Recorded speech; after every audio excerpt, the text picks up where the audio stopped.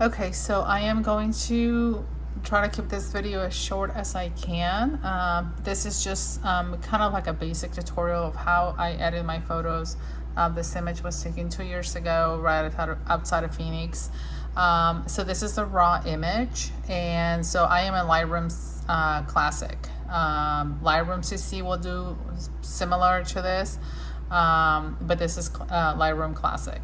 So under develop up here, you are going to first of all you want to adjust the colors of your image. So again, we can go up or down.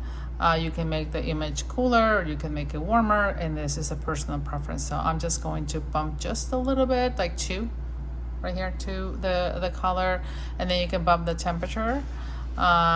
So it's like 2 green or 2 magenta. So I'm just gonna keep it at 2 also, just to bring out a little bit of this reds or magenta colors in here. Now this sky is a pretty dark sky, with the exception of all this brightness, which is basically Phoenix from far away. So I'm going to just, I'll show you how to mask the Milky Way, which is what you want to do. So once you kind of like do your basic color adjustment, you can bring, I'm not going to play with the exposure right now, but you can bring down the highlights probably to there, to like 50-60%. Let's do 60. So the image gets a little darker. I'm going to bump the whites a little bit to bring again those stars. And then depending what I want to do, I can just keep the blacks, or I can make them brighter. But again, if I brighten the blacks, I'm bringing noise into the picture. So I'm just going to keep them right now the way they are. Next, right here, so Lightroom just came up with this new way of masking, which is used to be done in Photoshop. So now it's like a simpler way to mask images in your workflow. So when I click right here where it says this little circle, that is your mask, and then I am going to select the brush. So I want to brush my Milky Way, and then I'm going to pick my feather. So the feather is basically, you can see it right here, this little circle outside. It's how much feathering you're gonna have around that image. You want a lot, or you want just outside of your where you're going to be brushing. I'm gonna keep the flow at 70, maybe 80%, and also the density I'm gonna keep it like at 57, because I don't want to go too much. So I'm just gonna go over my Milky Way. So go up and down where you see it. So the feathering is going to not have those harsh lines around it. So maybe just a little bit more. Okay, there we are. So now I have a mask over my Milky Way. And what I want to use for this, I'm going to start with the clarity. So I'm going to pick clarity, and then I'm going to bump it up. So now see how the Milky Way change. So I am bumping it up a little bit. This is less, and this is more. So we're not going to go too crazy because you don't want to destroy your image. So maybe at 8, I'm going to leave it at 30 for now. We're also going to change our whites. We're going to bump the whites. Let me pull this back a little. I'm going to bump the whites a little bit, but just not too much, because otherwise your Milky Way is going to be like really obvious in there. So it just depends on how you like it. Bump up the whites a little bit.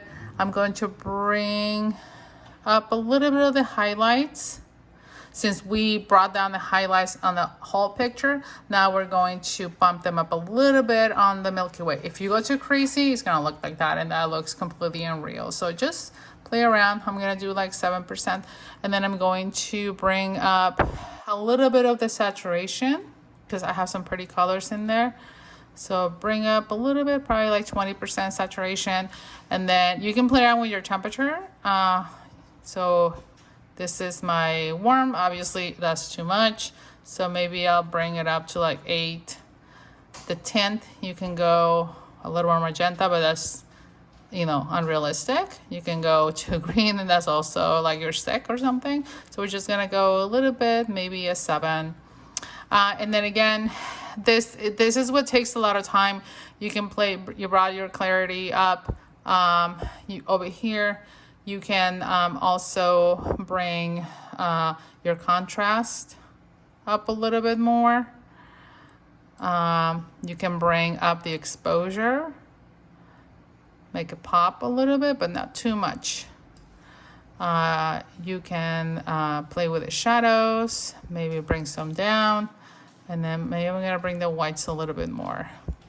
Saturation, and that's for the mask right now. So I'm just gonna push done.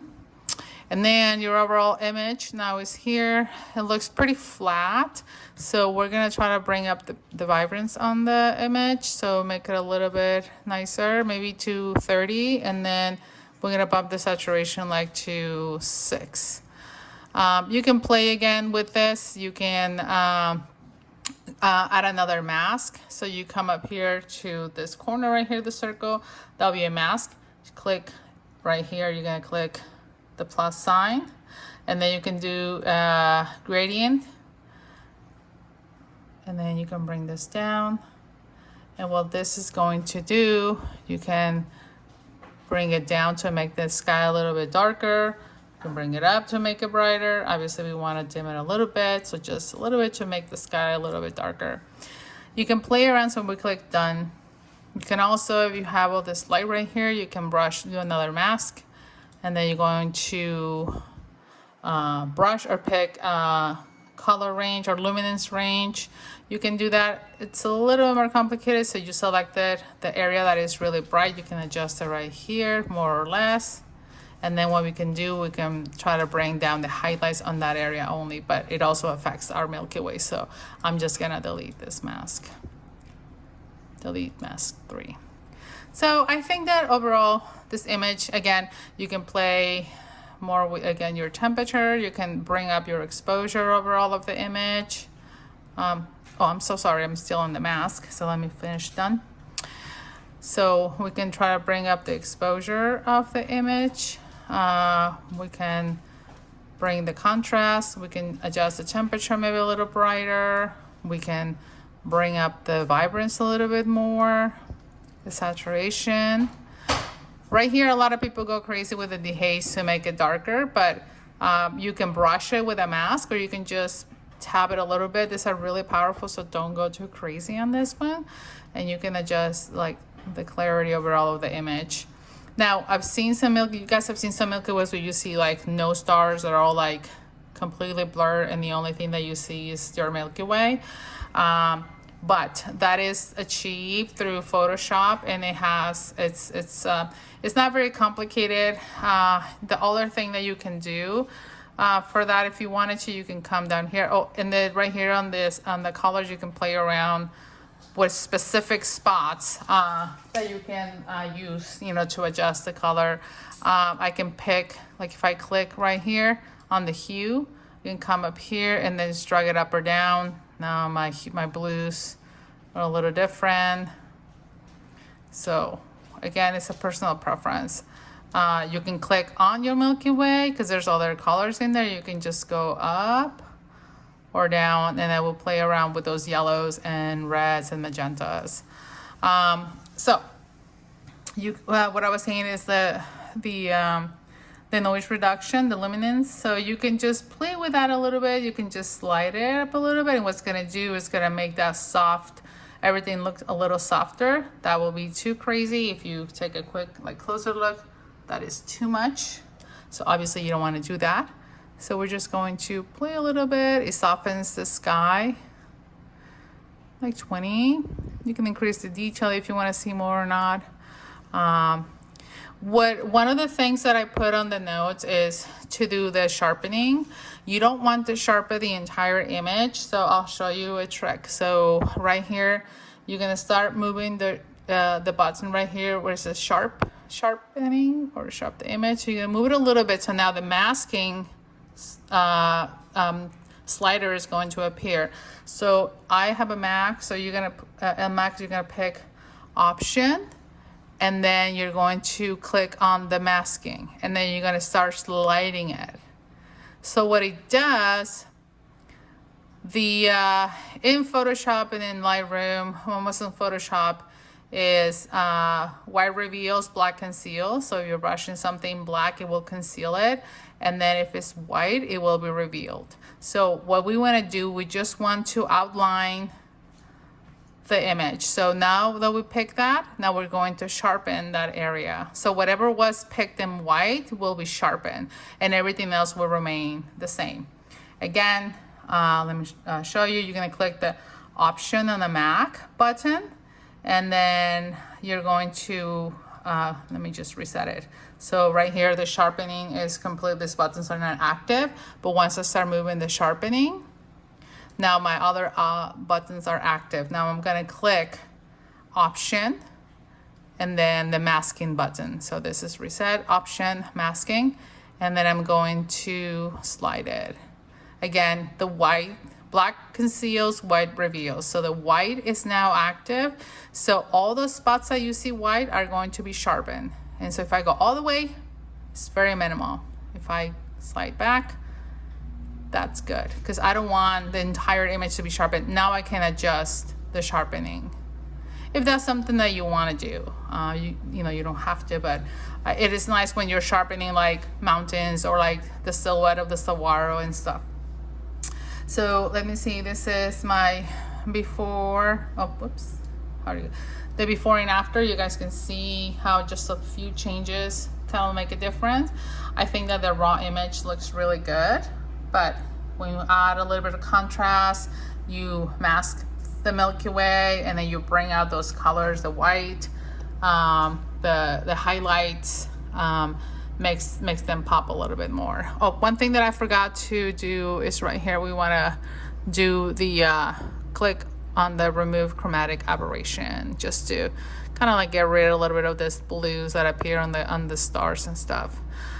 You can click edit profile correction or not. Most cameras will do it in itself. And then let me go back to the image.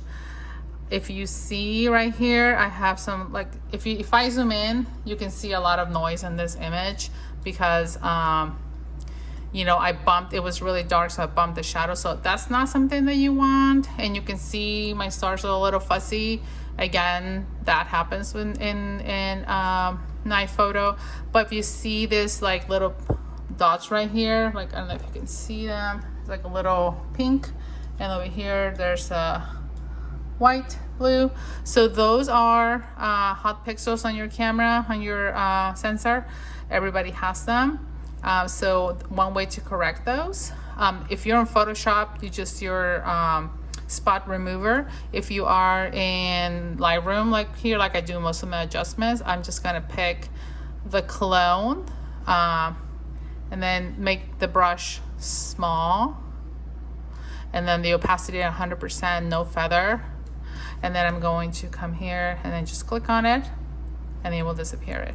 It's basically correcting it. So let me see, move my image up a little bit. Oh, I can't. Okay, so oops, nope, I don't want that. Let me go Control R is undo. Let me see, why am I so big? I can't zoom out. There we go. Sorry, got a little stuck. So right here again, make my brush a little bigger. So it's, again, just so you guys can see it, it's a spot right there. It's gonna clone it, and then I'm gonna do this other one and just kind of like get rid of those like annoying images in there. I mean the little hot pixels. Okay, and then you know, some people like to add the vignetting. I don't, but if you see, when you're shooting with wide angle lens, you're going to have what we call the coma, which will be up here. It looks like a little distortion, and that's what happens with any lens that is 20 millimeters or wider, and especially with like 1.8 lenses. So if you move up from a 1.8 to a 2 or 2.8, that coma disappears, and with like really good quality lenses, you probably won't see that. This was the Tokina or Tokina lens, which is a good lens, but it's not like the most top-notch lens out there. I don't get that coma with my Nikon Z 20mm lens that I bought. So anyway, so this is the before and after. Text me or message me if you have any questions. Bye bye.